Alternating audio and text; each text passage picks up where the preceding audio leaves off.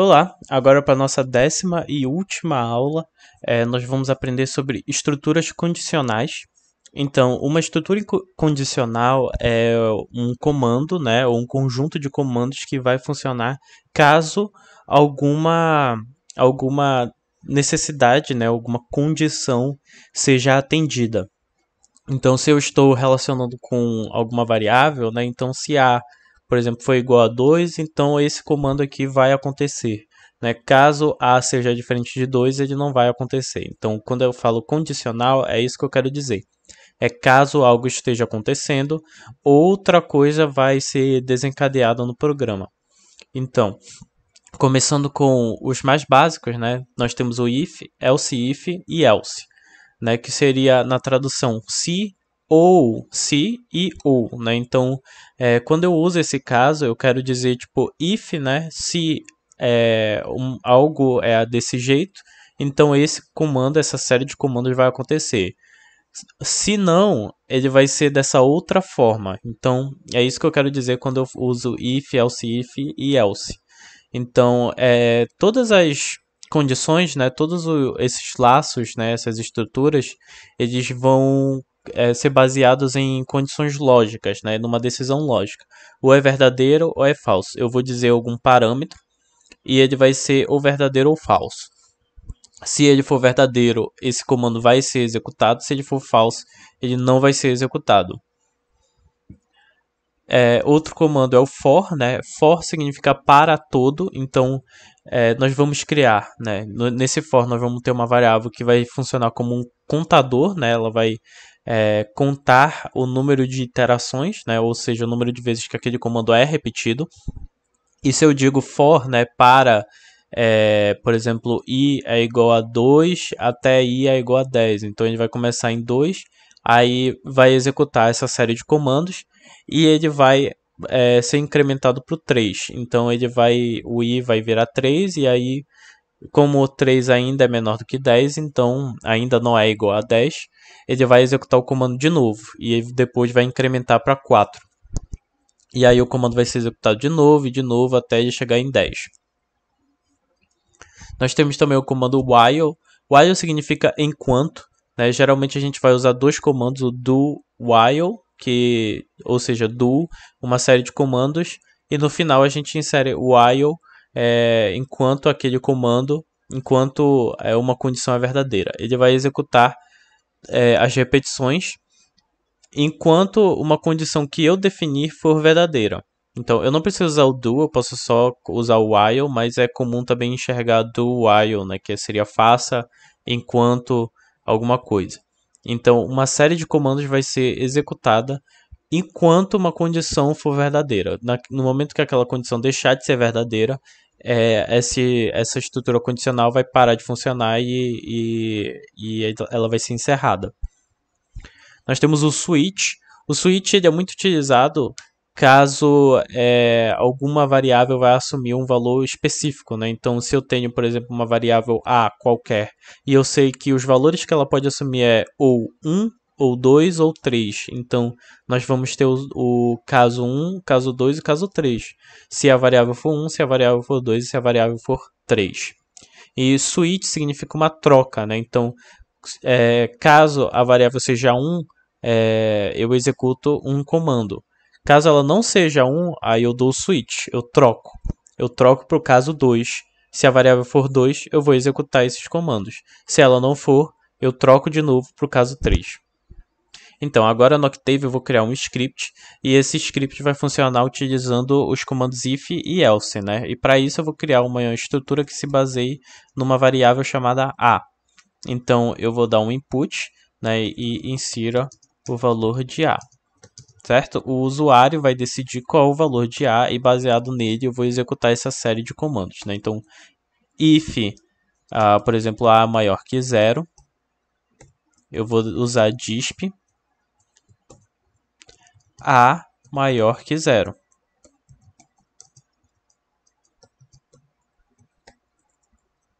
Caso ele não seja maior do que 0, eu vou usar um else if.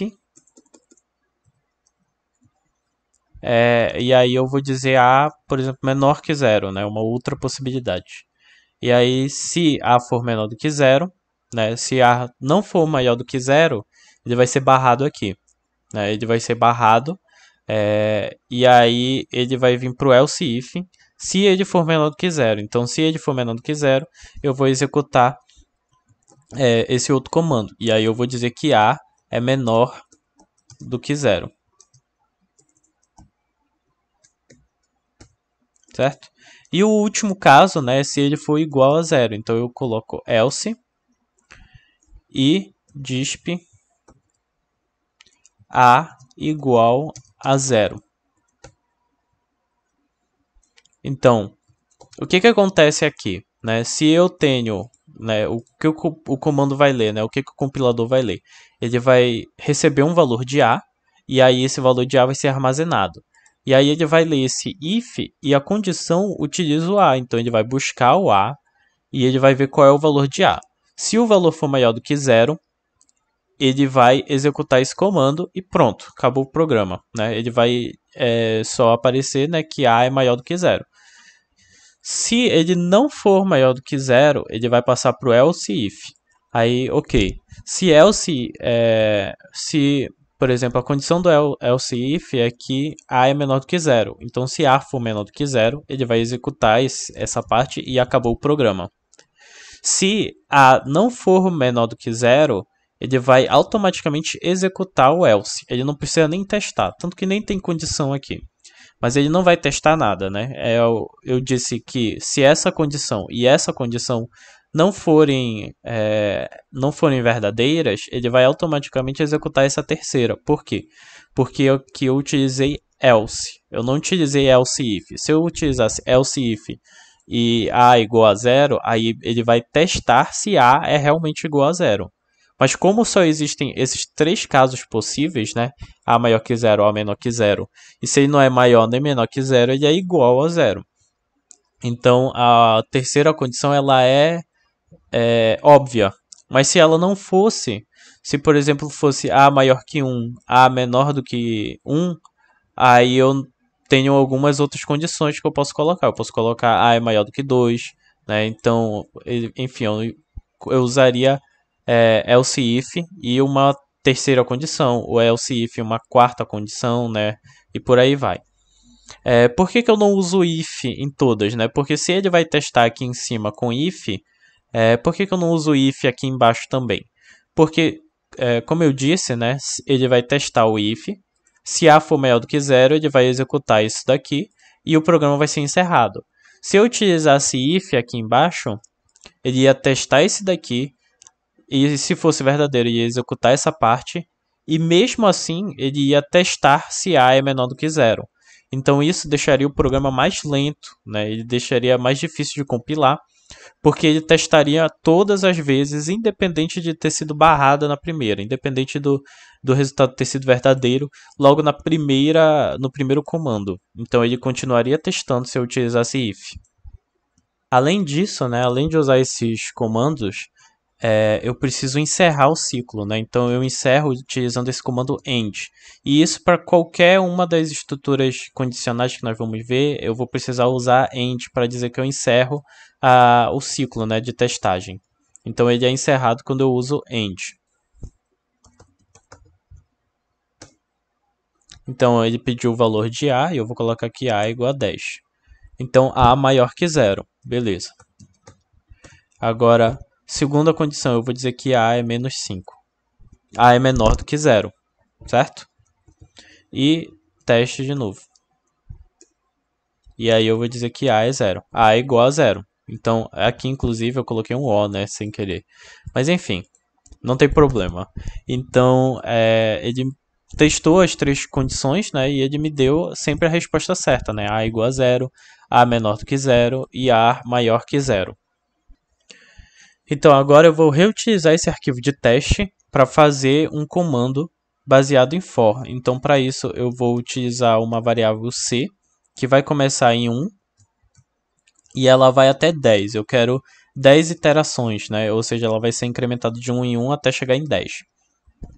E o que vai acontecer aqui dentro, né? Eu vou exibir o valor de c, né? Eu vou disp e eu vou exibir o C, certo? Bem simples mesmo. E aí eu encerro utilizando o end. E o que eu quero que aconteça aqui? Né? Eu inseri um ciclo de repetição que vai ser executado enquanto C não chegar em 10. Né? Então, quando ele chegar em 10, eu vou executar uma última vez e eu vou parar. Então, por quê? Esse aqui é o nosso contador, ele vai dizer o número de vezes que essa repetição vai ser executada. Então, começando em 1, aí ele vai executar esse comando.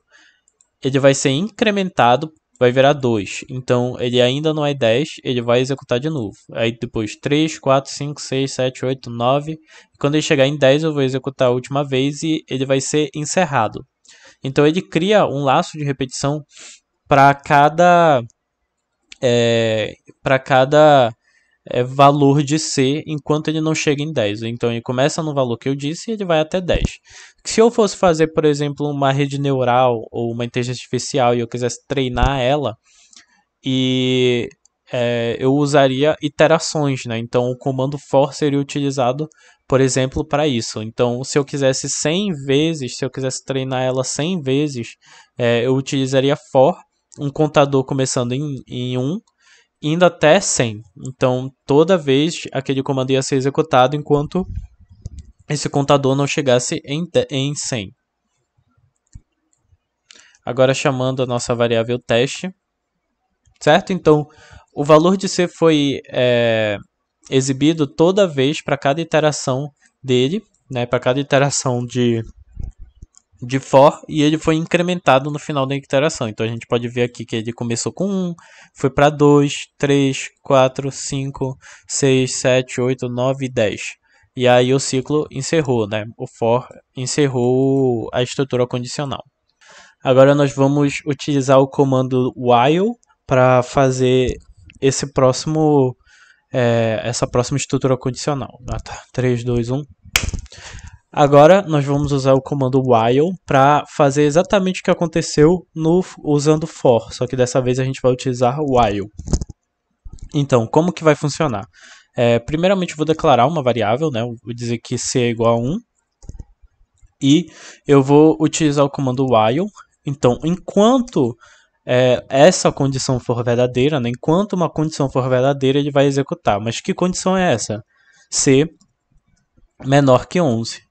Então, enquanto C for menor do que 11, ele vai executar todo esse laço de repetição, né? Esse ciclo de repetições, que vai ser disp C. Então, primeiramente eu vou exibir o valor de C, porque eu quero ver primeiro, antes de alterar esse valor. Então, e aí eu vou dizer que C é igual a C mais 1, certo? E eu não vou exibir esse valor aqui. E aí eu vou utilizar o end while para encerrar o ciclo. E o que acontece? Por que eu uso essa igualdade aqui? Né? Primeiramente, não é uma igualdade, porque matematicamente é impossível que uma variável seja igual a ela mesma mais 1. Né? Então, isso cria uma desigualdade. Mas na programação isso funciona. Por quê? Porque o sinal de igual não representa uma igualdade. Ele representa uma atribuição de valor. Né? Igualdade a gente representa por 2 vezes o número de igual. Então, se por exemplo eu fosse usar aqui C igual a 11, eu colocaria 2 vezes o sinal de igual. Então, quando eu digo que C igual a C mais 1, né, C está sendo atribuído o valor antigo dele mais 1. Então, o novo valor de C vai ser o valor atual mais 1. E aí, no caso, como ele começa em 1, o novo valor de C vai ser igual a 1 mais 1, que é 2. Então, na próxima repetição ele já vai valer 2, e aí ele vai vir aqui e vai incrementar para 3, e por aí vai. Agora, nós vamos chamar esse teste, e nós vamos ver aqui que ele fez exatamente o que eu fiz com for, né? Uma diferença é que aqui eu posso ver que o valor de C, né, aqui no ambiente de trabalho, eu posso ver que o valor de C vai ser 11. Ao invés no for, o valor dele era 10, porque ele encerra quando ele faz 10. Aqui ele encerra quando faz 11. Ele testa para ver se C ainda é menor do que 11. E não, C é igual a 11. Então ele vai executar ele não vai executar o comando. Então agora nós vamos usar o switch case para fazer um comando de repetição com uma condicional, na verdade, que tem um valor pré-definido, né? Então, se eu, por exemplo, criar uma variável n e eu disser para você escolher um número entre 1 e 3, né? Então, 1, 2 ou 3, certo? Eu estou te dando 3 opções para você escolher um número, né? E esse valor vai ser atribuído ao n, ok? E aí eu vou usar o switch n, porque eu estou relacionando essa condição com n, e aí eu tenho case 1, caso o valor de n seja 1. Né? E aí eu executo o código, né? Eu executo uma parte de código caso o valor de n seja 1. Então eu vou dizer aqui disp, e só a frase é n igual a 1. Ok? Tá? Feito isso, eu passo para o case 2, caso n seja igual a 2, e disp n igual a 2, certo? Vai aparecer aqui o n é igual a 2. E o último caso, case 3, né, caso o n seja igual a 3, eu tenho que n vai ser igual a 3. Então, é só isso que eu vou exibir. E aí eu uso end. Ok? Para que eu usaria isso, né? Quando você utiliza, por exemplo, um caixa eletrônico, que você tem saque, saldo, pagamento de boleto, né, depósito, então eu utilizo botões, né, os botões que tem no caixa eletrônico para decidir qual operação eu quero fazer, né? Também quando eu ligo para um saque, né, para uma assistência de algum produto por telefone, eu utilizo as teclas para dizer qual é a opção que eu quero, né? Onde que eu quero, para onde que eu quero ir, para qual diretório eu quero ir. Então, quando a gente utiliza casos em que os valores vão ser pré-definidos, a gente usa switch case, e poderia ser if, else if, mas o switch ele é mais rápido de ser escrito. Então agora eu vou chamar o teste, certo? Digite 1, 2 ou 3, e eu vou digitar 1, n igual a 1, certo? Teste de novo, e eu vou dizer 2, n igual a 2, ok? Teste de novo, 3, n igual a 3, teste de novo. E quando eu digito 4, não acontece nada, porque não está dito pelo switch case que uma das opções era 4, então ele não executa nada. Então, por hoje é só, né? Nós vamos ficar por aqui. Esse foi o mini curso de Octave, eu espero que você tenha conseguido entender. Esse é o básico que você precisa para começar no Octave, tem muitos projetos que podem ser feitos, muitas opções, e eventualmente você vai precisar desse conhecimento, e é um grande diferencial para o mercado de trabalho, ou se você for trabalhar com uma pesquisa, com probabilidade, você vai precisar dos gráficos, vai precisar da plataforma, né, do compilador. Então, muito obrigado por ter assistido até o final. Eu espero que você tenha compreendido tudo e muito obrigado pela sua atenção.